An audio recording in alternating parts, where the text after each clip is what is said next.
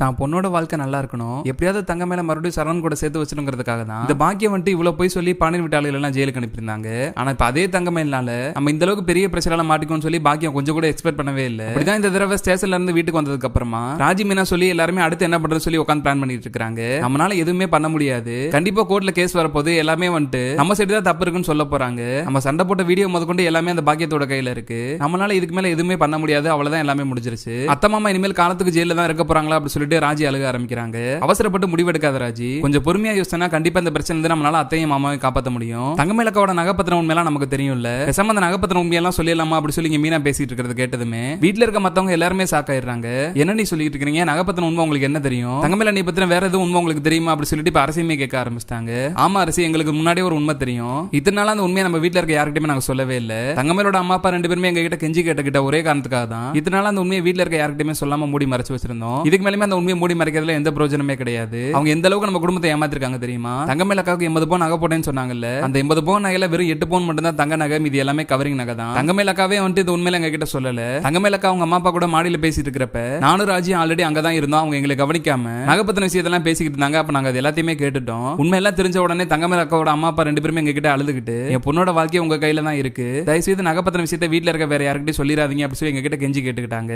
அதனாலதான் இப்ப வரைக்கும் அந்த நகைப்பத்தின உண்மையை வீட்டுல இருக்க யாருக்கிட்டையுமே நாங்க சொல்லவே இல்லை. இப்ப தங்கமேலக்கா குடும்பம் வந்துட்டு நம்ம குடும்பத்து மேல வரதட்சணை குடும்ப கேஸ் தானே கொடுத்திருக்காங்க. அப்படி இருக்கிறப்ப அவங்க போட்டு வந்த நகையை கவரிங் நகை தான். இந்த நிலைமையில நாங்க எப்படி வரதட்சணை குடும்பம் பண்ண முடியும் அப்படி சொல்லிட்டு நம்ம சைடு இருக்க நியாயத்தை நம்மளால சொல்ல முடியும் இல்ல. எனக்கு தெரிஞ்சு இது ஒரு வழி மட்டும் தான் இருக்கு. நகைப்பத்திரம் உண்மையை நம்ம சொல்லிடலாமா ராஜி அப்படி சொல்லி மீனா பிளான் போட்டுட்டு இருக்காங்க. அப்பதான் ராஜிமே வந்து மீனா கிட்ட, நம்ம என்னதான் நகைப்பத்திரம் உண்மையெல்லாம் சொன்னாலும் அவங்க நம்மளை விட ரொம்பவே தெளிவா யோசிப்பாங்கக்கா. நாங்க எங்க பொண்ணுக்கு 80 பவுன் நகை தான் போட்டோம், ஆனா அதுல இருக்கிற எல்லா நகையுமே மாத்தி வச்சுட்டு இவங்க கவரிங் நகையா உள்ள எடுத்து வச்சுட்டு என் பொண்ணுக்கு நான் கவரிங் நகை போட்டேன்னு போய் சொல்றாங்க. என் பொண்ணோட நகையெல்லாம் இவங்க தான் திருடிக்கிட்டாங்கன்னு சொல்லிட்டு மறுபடியும் அவங்க நம்ம மேல போய் புகார் கொடுக்க நிறையவே வாய்ப்பு இருக்குக்கா. எனக்கு இந்த திட்டம் ஒர்க் அவுட் ஆகுமான்னு தெரியல அப்படி சொல்லிட்டு கண்டிப்பா இதை பண்ண முடியாதுன்னு சொல்லி இங்க ராஜிமே புலம்பிக்கிட்டு இருக்காங்க. நம்மளால அவசரப்பட்டு எந்த ஒரு முடிவுமே எடுக்க கூடாது ராஜி. நமக்கு நாளைக்கு காலையில வரைக்கும் டைம் இருக்கு. சரவணன் மாமா கோர்ட்டுக்கு வரக்குள்ளாட்டியும் கண்டிப்பா ஏதாவது ஒரு உண்மையை நம்ம கண்டுபிடிச்சாகணும். ஏதாவது ஒரு ஆதாரத்தை நமக்கு சாதகமா எடுத்துட்டோம்னா அதுக்கப்புறம் அதை ஒரு காரணமா வச்சு நம்ம வீட்டாளர்கள் எல்லாத்தையுமே இந்த பிரச்சனை இருந்து காப்பாத்திடலாம். நம்ம அதுக்காக என்ன பண்ணணுமோ அதை மட்டும் யோசி ராஜி அப்படி சொல்லிட்டு இங்க மீனா உட்காந்து யோசிச்சுட்டு இருக்காங்க. இதுக்கு மேல அவங்க குடும்பம் வந்து கேஸை வாபஸ் வாங்குறதுக்கு வழியே இல்ல. கடைசி வாய்ப்பு இந்த தங்கமேலக்கா கையில மட்டும் தான் இருக்கு.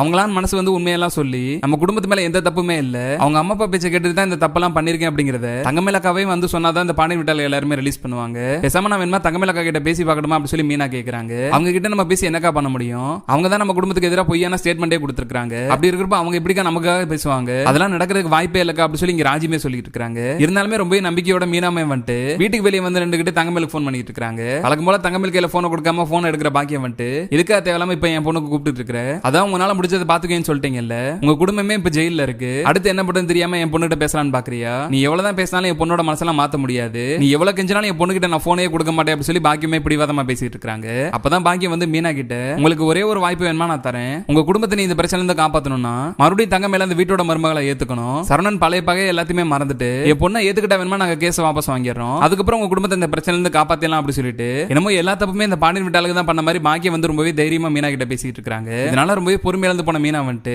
போய் சொல்லி உங்க பொண்ணை கல்யாணம் பண்ணி வச்சது நீங்க, அப்படி இருக்கிறப்போ உங்க பொண்ணை வீட்டை விட்டு வெளியே விரட்ட தானே செய்வாங்க, பொய்யான புகார கொடுத்துட்டு மறுபடியும் உங்க பொண்ணை ஏத்துக்கங்கன்னு சொன்னா அவங்க எப்படி ஏத்துக்குவாங்க?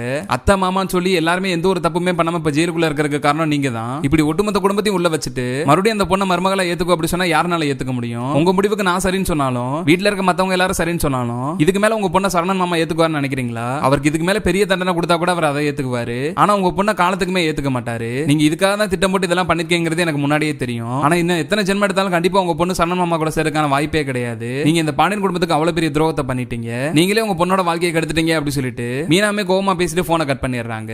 இங்க வீட்டுக்குள்ள இருக்கிற தங்கமேல் வந்துட்டு வெளியே பாக்கியம் யாரு கூட கோவமா போன்ல பேசி இருக்கிறத பாத்துறாங்க. இந்நேரத்துக்கு அம்மா யார் கூட சண்டை போட்டு இருக்காங்க, ஒருவேளை நம்ம வீட்டுல இருந்து வேற யாரும் கூப்பிட்டுருப்பாங்களா அப்படி சொல்லி தங்கமேலுக்கு டவுட் வருது. பாக்கியம் வீட்டுக்குள்ள வந்ததுமே பாக்கியத்துக்கு தெரியாம அவங்க போன் எடுத்து செக் பண்ணி பாக்குறாங்க. நினைச்ச மாதிரி மீனா தான் கூப்பிட்டுருக்காங்க. மீனா கூட ஏன் அம்மா சண்டை போட்டு இருக்காங்க, இவங்களுக்குள்ள என்ன பேசிருப்பாங்க அப்படின்னு தெரியாம இப்ப தங்கமேலே வந்து ஸ்ட்ரைட்டா மீனாக்கு போன் பண்ணிடுறாங்க. என்னாச்சு மீனா, வீட்டுல எல்லாரும் நல்லா இருக்காங்களா? எல்லாரும் ஜெயில போட்டதா அம்மா சொன்னாங்க, இதுல என்னோட தப்பு எதுவுமே இல்ல மீனா, நீ சரணன் மாமா கூட சேரணும்னா இது ஒரே ஒரு வாய்ப்பு மட்டும் தான் இருக்கு, அதனால வேற வழியில நீ பொய்யான ஸ்டேட்மெண்ட் கொடுத்துதான் ஆகணும்னு சொல்லிட்டு எங்க அம்மா அப்பா ரெண்டு பேருமே என்கிட்ட கெஞ்சி கேட்டாங்க. நானும் சரணன் மாமா கூட சேர்ந்தா போங்கிற ஒரே காரணத்துக்காக வேற வழி இல்லாம பொய்யான ஸ்டேட்மெண்ட்டையுமே கொடுத்துட்டேன். ஆனா அந்த ஸ்டேட்மெண்ட்னால இப்ப நம்ம வீட்டாளுக்கு ஜெயிலுக்குள்ள போவாங்களா நான் கொஞ்சம் கூட எதிர்பார்க்கவே இல்ல. இப்படி எல்லாம் நடக்கும் தெரிஞ்சுச்சுன்னா அந்த ஸ்டேட்மெண்டே கொடுத்துருக்க மாட்டேன். எனக்கு சரணன் மாமா கூட சேர்ந்துட்டாலே போதும் மீனா, எனக்கு வேற எந்த ஆசையுமே இல்லை அப்படி சொல்லி தங்கமேல் மீனா கிட்ட போன் பண்ணி அழுதுட்டு இருக்காங்க. உங்களுக்கு சரணன் மாமா கூட சேரணும்னா நீங்க எங்க கிட்ட சொல்ல வேண்டியதானக்கா, இதுக்காக தேவையில்லாம பொய்யான ஸ்டேட்மெண்ட் கொடுத்தீங்க. அத்தை மாமாவோட உடம்புல என்ன நிலைமையில இருக்குங்கிறது உங்களுக்கு தெரியும்ல. ஆல்ரெடி அவங்க உடம்புக்கு முடியாதவங்க, அவங்களை தூக்கி நீங்க ஜெயில உட்கார வச்சிருக்கீங்க. இப்படி எல்லாம் பண்ணா எப்படி அந்த குடும்பத்தோட நீங்க மறுபடியும் சேர முடியும்? என்னதான் உங்க அம்மா அப்பா திட்டம் போட்டு கொடுத்தாலும் இதெல்லாம் தப்பு, இப்படி எல்லாம் பண்ணா நம்மளால அந்த குடும்பத்து கூட சேர முடியாது அப்படிங்கிறது உங்களுக்கு கொஞ்சம் கூட புரியாதா? ஏங்க அப்படி எல்லாம் பண்ணீங்க அப்படி சொல்லி மீனாமே சண்டை போட்டுட்டு இருக்காங்க. எனக்கு வேற வழி தெரியல மீனா, எனக்கா பேசுறதுக்கு யாருமே இல்ல.